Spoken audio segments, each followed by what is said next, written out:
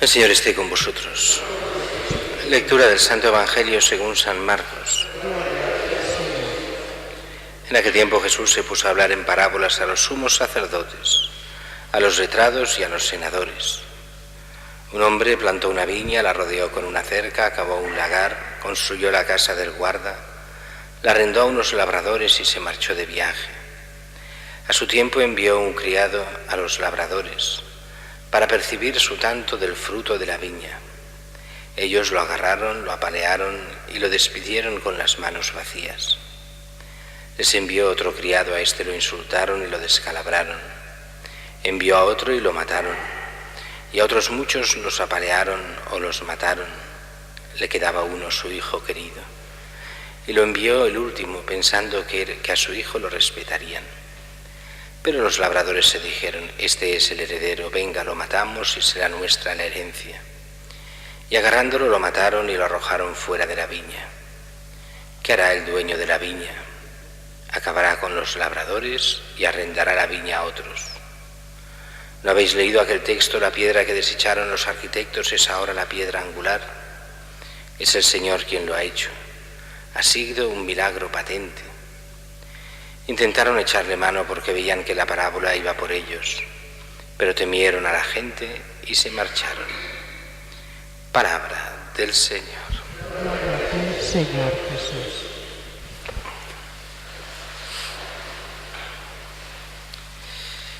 El Evangelio de hoy y de estos días que seguirán durante toda esta semana, donde acabaremos ya este Evangelio de San Marcos, estamos en estos textos que vienen justo antes de la Pasión y que vienen después de lo que era el Domingo de Ramos.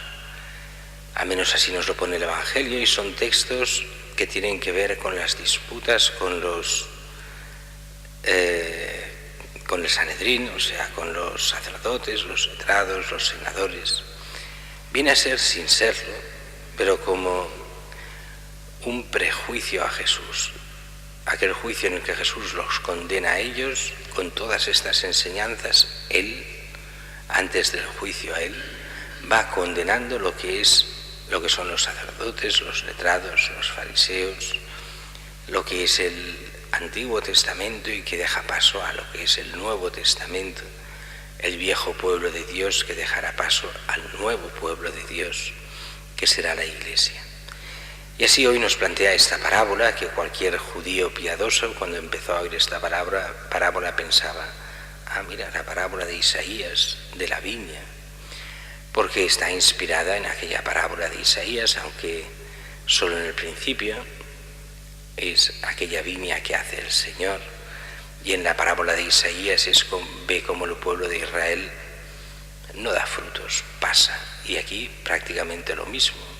Casi copia aquella parábola Jesús, pero le da todo otro significado mucho más allá. Aquí vemos como dice: un hombre plantó una viña, la rodeó con una cerca, cavó un lagar, construyó la casa del guarda, la arrendó a unos labradores y se marchó de viaje. Es curioso porque en Isaías él mismo da el significado a esa parábola, es Dios que hace todo esto. ¿Y ese hombre qué hace? El hombre es el pueblo de Israel. Pues el hombre no responde a las expectativas de Dios. Aquí pasa lo mismo. A su tiempo envió un criado a los labradores para recibir el fruto. ¿Cuál es la respuesta de los labradores? Lo agarran, lo apalean, lo despiden con las manos vacías. Envía a otro criado, lo insultan, lo descalabran. Después envía a otro y lo matan, a otros los apalean. En el fondo está hablando de lo que es la historia de Israel. La viña representa a Israel, que ha de dar el fruto que Dios le pide, que es el fruto de la santidad y de la obediencia a Dios, nada más que eso. Y el pueblo de Israel siempre se rebela ante Dios. Dios quiere una cosa, pero ellos hacen otra. Y aquí los que van a recibir, a buscar este fruto son los profetas, que van en nombre de Dios al pueblo de Israel, exigiéndoles que cumplan la alianza que habían hecho con Dios. Pero el pueblo de Israel siempre tiene excusas, siempre se va por la tangente, no le interesan las cosas de Dios, excepto cuando van tan mal dadas que lo pierden absolutamente todo, y entonces sí, ay Señor, sálvanos. Pero cuando estaban bien, nada de nada. Aunque no es el tema de hoy, pero eso también pasa con algunos cristianos. No con todos, ni mucho menos, gracias a Dios, pero sí con algunos cristianos que hacen lo mismo. Aunque no la mayoría, esperemos, pero muchos sí. Dice el texto, y envía al último, a su Hijo. Es Jesús mismo que está hablando de Él mismo. Él que está en Jerusalén en ese momento, que es el enviado del Padre. ¿Y qué harán con Él? Lo sacarán de la ciudad y lo matarán, dice. Es lo que está a punto de pasar. Desde el capítulo siguiente o en los próximos capítulos, coger a Jesús, juzgarlo, condenarlo por parte del Sanedrín, darlo a los romanos, exigir su muerte y a las afueras de Jerusalén, más allá de la puerta, allí en el monte Calvario, crucificarlo y asesinarlo. Y además con un juicio en el cual sale inocente, que es lo más absurdo de todo, pero lo crucifican en un juicio en el que sale inocente.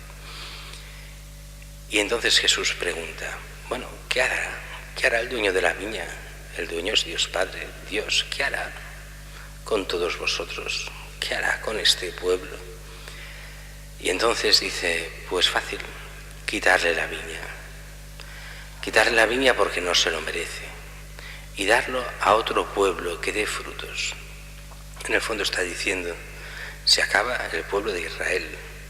Viene otro pueblo abierto a todas las naciones y a todo el mundo. Y ese pueblo Dios le pedirá y le exigirá que dé frutos.